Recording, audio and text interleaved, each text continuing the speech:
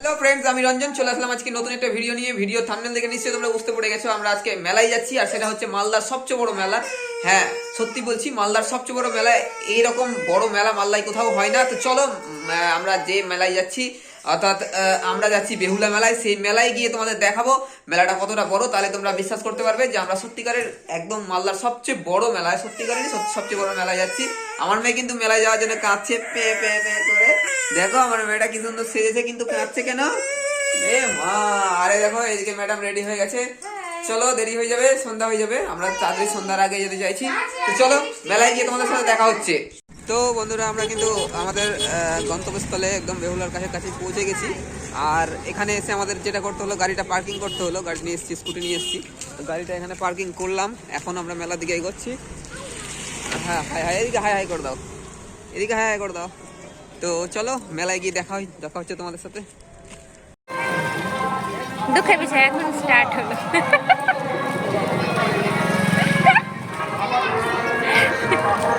তো আমরা কিন্তু বন্ধুরা ঢুকে গেলাম মেলার মধ্যে। দেখো এই যে রাস্তা ধারে ধারে কিন্তু অনেক এই দেখো কত পেয়ারা মাখা, বড় বড় ডাসে ডাসে পেয়ারা বসে। আর একটু পরে গিয়ে দেখতে হবে কিন্তু আরো পুরো মাঠের মধ্যে মেলা হচ্ছে। এটা ঢোকার রাস্তা প্রথমেই। এটা হচ্ছে মেলার এন্ট্রি রাস্তা। এই দেখো এখানে কত ঠাকুর ছোট ছোট, দেখো আমি কি করছি। গোপাল আছে, গোপাল। তো এই হচ্ছে মেলার যেখানে গান মেন অনুষ্ঠান হয় সেই জায়গাটা। এটাই হচ্ছে বেহুলা মেলা। আর এখানেই বাউল গান হয় বেহুলা মেলাতে। আমরা চলে আসলাম এখানে গান দেখবো বলে। আর চারিদিকে দেখো লোকের ভিড় কত, একটু পর আরও ভিড় বাড়বে। আর এটাই হচ্ছে মায়ের মন্দির। মন্দিরটা দেখতে কতটা সুন্দর তোমরা দেখে বুঝতেই পারছো। আর ভিড় কিন্তু এখন যতটা আছে তার থেকে অনেক বাড়বে। আমরা কিন্তু মন্দিরের ভেতরে ঢুকে গেলাম মায়ের দর্শন করার জন্য। তো দেখো এইখানে দেখো মাকে কি সুন্দরভাবে সাজিয়ে রাখা হয়েছে। আর পাশে কিন্তু আরও অনেকগুলো ঠাকুর রয়েছে, সেগুলো তোমরা দেখতে পাচ্ছ। আর মানুষ কিন্তু প্রচণ্ড ভিড় করেছে। এইদিকে দেখো কি সুন্দর করে মন্দিরটা চার সাইডটা সাজানো। এই সাইডটাই দেখো, এই সাইডটাই কি সুন্দর করে সাজিয়েছে মন্দিরের দেওয়ালগুলো। আর এইখানে আমি দেখে নিলাম সাইডে আর কিছু আছে নাকি। আর এইখানে একটা কি সুন্দর ঝাড়বাতি লাগিয়েছে, যেটা আমার দেখে খুব ভালো লাগলো, সেই কারণে আমি তোমাদের দেখাচ্ছি। আর এইখানে কিন্তু দেখো অনেকগুলো মূর্তি। এগুলোতে মানত থাকে, সকলের মানত থাকে, সেই মানতগুলো পূরণ করতে আসে। এখানে এসে তারা দেয় হয়তো, আমি শুনেছি যেটা। তো এইখানে দেখো কি সুন্দর করে সাজানো হয়েছে। তো দেখো কি সুন্দর লাগছে দেখতে। আর এইখানে দেখো কিন্তু শিব পার্বতীর একটা মূর্তি সুন্দর করে সাজিয়ে লাইট দিয়ে কত সুন্দর করে ডেকোরেশন করা হয়েছে। আর এইখানে দেখো বেহুলার যে নদীর ধারে যে মন্দিরটা, সেই মন্দিরটা এখানেই রয়েছে। এখান দিয়ে নিচে নামতে হবে, তাহলে মা বেহুলার মন্দিরটা দেখা যাবে। আর এই থেকে কিন্তু এই বেহুলা মেলার মানে নাম, এই বেহুলার থেকেই দেখো আমরা নিচে নামছি। নিচে নেমে কিন্তু দেখবো। আর এই সাইডে কিন্তু অনেকগুলো দেখো ঠাকুর সাজিয়ে সাজিয়ে রাখা হয়েছে, কত সুন্দরভাবে সাজিয়ে রাখা হয়েছে। আর এখানে কি সুন্দর আলোকসজ্জা দিয়ে জায়গাটা সুন্দর করে সাজানো হয়েছে। আমরাও কিন্তু নিচে নেমে যাচ্ছি আস্তে আস্তে। এইদিকে দেখো কতগুলো মূর্তি, আমরা এখান থেকেই দেখে নিলাম, ওইদিকে আর যেতে হলো না আমাদের। আর এইখানে দেখো এই সামনে দেখতে পাচ্ছ মা বেহুলার যে মন্দির, সেই মন্দিরটা, এটাই কিন্তু বেহুলার শ্মশান। আসলে এটাই হচ্ছে বেহুলার শ্মশান।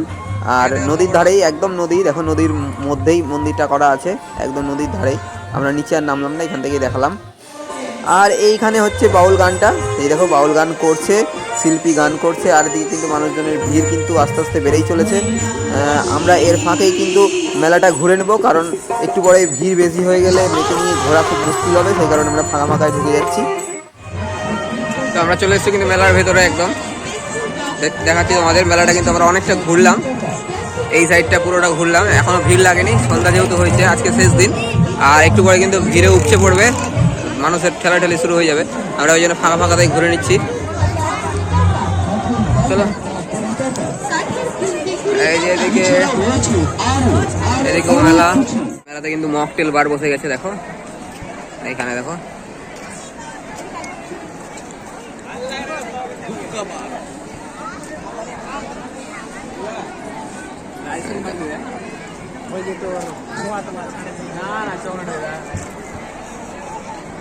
দেখেছো আগে সুন্দর, দেখো কি সুন্দর।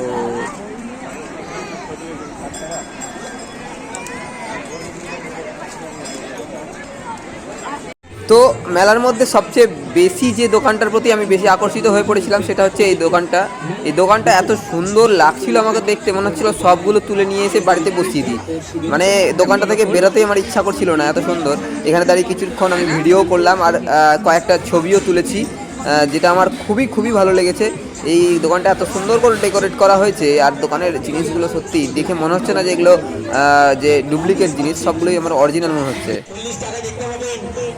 আমরা কিন্তু এবার মেলার একটু অন্য সাইডে চলে আসলাম। এই সাইডে কিন্তু বিভিন্ন ধরনের নাগরদোলনা থেকে শুরু করে বাচ্চাদের খেলনা থেকে শুরু করে দারুণ সব দোকানগুলো সব বসেছে। এই সাইডে আমরা এসে একটু দেখলাম। আমার মেয়ে কিন্তু এগুলোতে ওঠার জন্য জেদ করলো, কিন্তু তারপরে আর উঠতে চাইলো না উঠতে গিয়ে। আর আমি কিন্তু ডিস্কোতে ওঠার প্ল্যান করছিলাম কিন্তু উঠলাম না, কারণ আমার মেয়ে উঠতে চাইছে না। আর এইদিকে দেখো বিভিন্ন ধরনের দোকান হয়েছে। আর কিন্তু এবার সেই লোভনীয় জিনিস আমরা দেখতে পেয়ে গেছি, পেয়ারা। এই পেয়ারা দেখলে কিন্তু না খেয়ে থাকা যায় না, তো আমরাও কিন্তু পেয়ারা নিয়ে নিলাম। তো পেয়ারার দামটা যদিও একটু বেশি চাইছিল, 15 টাকা সব, 150 টাকা কেজি চাইছিল, তবুও যাই হোক মেলাতে গেছি পেয়ারা খাবো না তা হয় নাকি। পেয়ারা নিয়ে নিলাম। আর দেখো কত সুন্দর করে মাখিয়ে দিচ্ছে দাদাটা, সেই করে ছোটো ছোটো করে কুচি কুচি করে কেটে দিল। আর তারপরে কিন্তু তার যে বিভিন্ন ধরনের কাসুন্দি মশলা, লঙ্কা মাখা সব কিছু দিয়েছে, সেই জিনিসগুলো দিয়ে কিন্তু সুন্দর করে একটা এত সুন্দর ফ্লেভার আসছিল যে ঘেঁটে দিল, ঘেঁটে সব করে দিল, দিয়ে আমাদের কিন্তু সার্ভ করে দিচ্ছে। আর আমার কিন্তু তখনই জিভে জল চলে আসছিলো, কিন্তু কিছু করার নেই, জিভের জল কোনো রকমের সামলে নিয়ে ভাবলাম একটু পরে তো দিয়ে দিবে, তখনই খাবো। তো দেখো দাদা কিন্তু আগেকার সেই বইয়ের পৃষ্ঠাগুলোতে কিন্তু দিয়ে দিচ্ছে, কত সুন্দর করে ঢেলে দিল। এই দেখো ঢেলে দিচ্ছে, আমি ভাবছি কখন দেবে কখন খাবো। আর এই দেখো দুটো কাঁটা চামচ দিয়ে দিল কি সুন্দর একবারে। আর আমার বউকে দিয়ে দিল। তো আমরা কিন্তু লটারি কেটে নিয়েছি, এই যে দেখো বাবা লোকনাথের টিকিট কেটে নিয়েছি। আর এখানে কিন্তু খেলা হবে,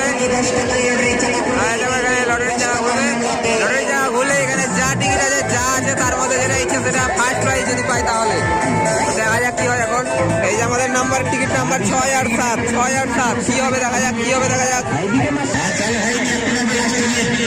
তো আমরা কিন্তু টিকিট কেটে নিয়েছি। এই টিকিটটা কিন্তু এই যে এখানে দেখতে পাচ্ছ এই গোল এটা ঘুরিয়ে দিলেই যে নাম্বারটা কিন্তু সিলেক্ট হবে সেই নাম্বারটাই হবে ফার্স্ট প্রাইজ, সেই কিন্তু পাবে ফার্স্ট প্রাইজ। আর এখানে যতগুলো প্রাইজ দেখছো ওই প্রাইজগুলোর মধ্যে যে ফার্স্ট হবে সে যেটা চাইবে সেটাই নিতে পারবে। তো আমি কিন্তু দুটো টিকিট কেটে নিয়েছি, আমার 6 আর 7 নাম্বার আছে। আর কিছুক্ষণের মধ্যেই খেলাটা স্টার্ট করে দেবে, বেশিক্ষণ লাগে না, কয়েকটা টিকিট থাকে, 40-50টা টিকিট থাকে, সেই টিকিটগুলো সেল করলেই ওরা খেলা স্টার্ট করে। আর যতক্ষণ না শেষ হয় ততক্ষণ খেলা স্টার্ট করে না। তো দেখো ঘুরিয়ে দিল।